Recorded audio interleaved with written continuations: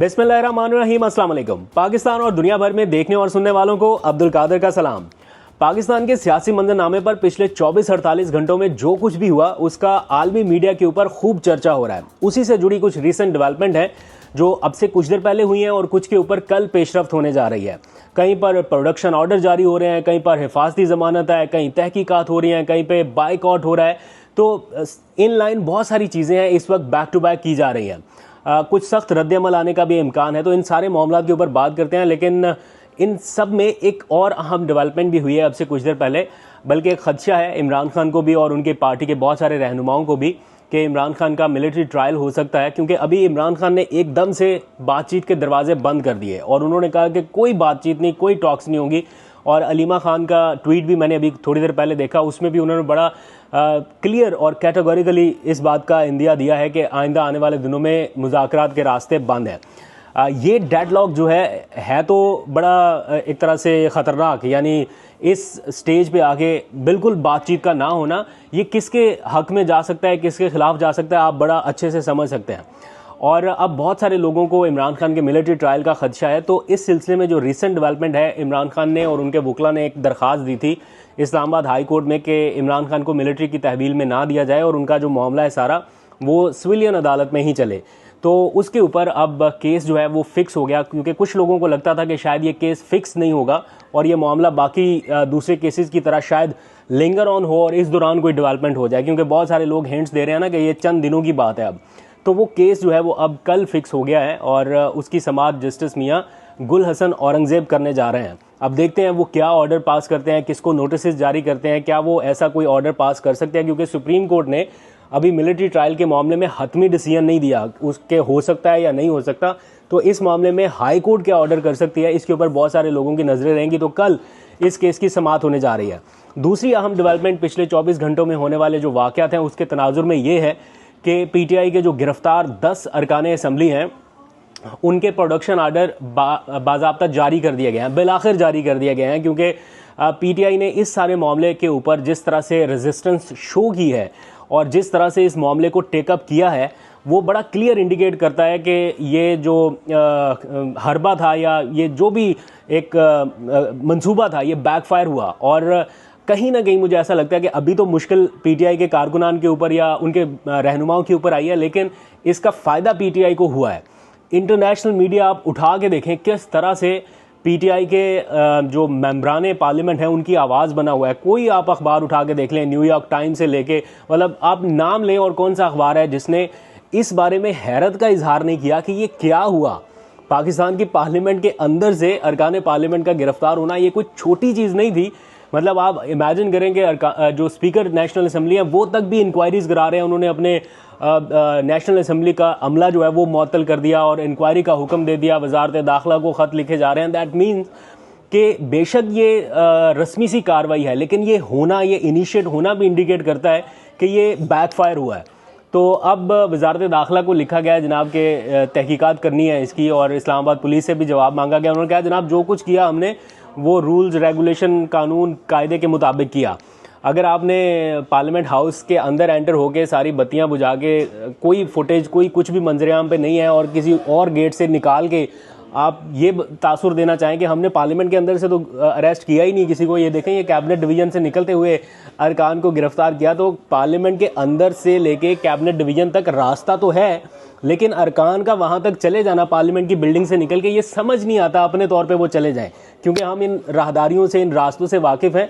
तो ये इतनी आसानी से हो नहीं सकता। बहरहाल इसकी इंक्वायरी या तहकीकात जो कुछ भी है वो हो रही है। इसी सारे मामले पर एक तरफ इमरान खान कहते हैं अब कोई बातचीत नहीं होगी, बिल्कुल क्लियर कट उन्होंने कहा है कि जो, बल्कि अली अमीन गंडापुर के जो रिसेंट बयान थे कुछ उसके ऊपर कुछ उनके पार्टी के रहनुमा जो है वो माजरत ख्वाना रवैया इख्तियार कर रहे थे। तो इमरान खान ने बड़ा सख्त मैसेज दिया कि अगर कोई बुज़दिल है, कोई माफ़िया मांग रहा है तो उसको पार्टी में नहीं होना चाहिए। उसके बाद एकदम से यू टर्न आया, पीटीआई के रहनुमा कह रहे हैं जनाब कोई माफ़ी शाफी नहीं। तो इमरान खान के क्लियर मैसेज के बाद अब सारे जो है ना वो कह रहे हैं नहीं, अली अमीन गंडापुर के बयान के साथ हम खड़े हैं। और अली अमीन ने भी गालबन कोई स्टेटमेंट दिया है कि अब लिहाज नहीं करना, जो मतलब आपके साथ आपका ख्याल नहीं करता आप उसका ख्याल ना करें। तो वाइस वर्सा जो चीज़ें हैं, अब ये मामला टेंस तो हो रहा है, मतलब वर्स्ट की तरफ जा रहा है।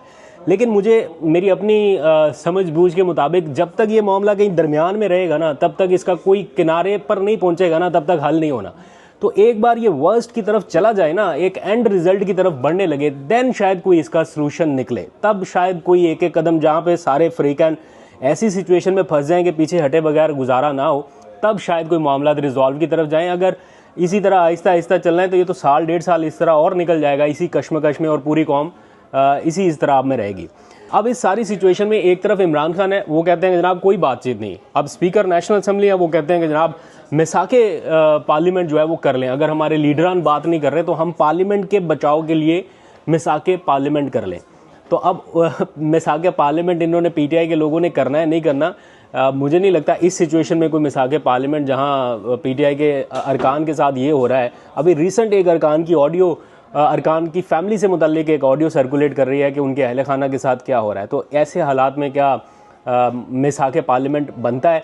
पीटीआई ने तो कहा है कि हमारे कोई अरकान पार्लियामेंट में नहीं आएंगे जब तक सारे लोग रिहा ना हो जाए, तब तक सिर्फ अलामती तौर पर कुछ अरकान पार्लियामेंट में नुमाइंदगी करेंगे।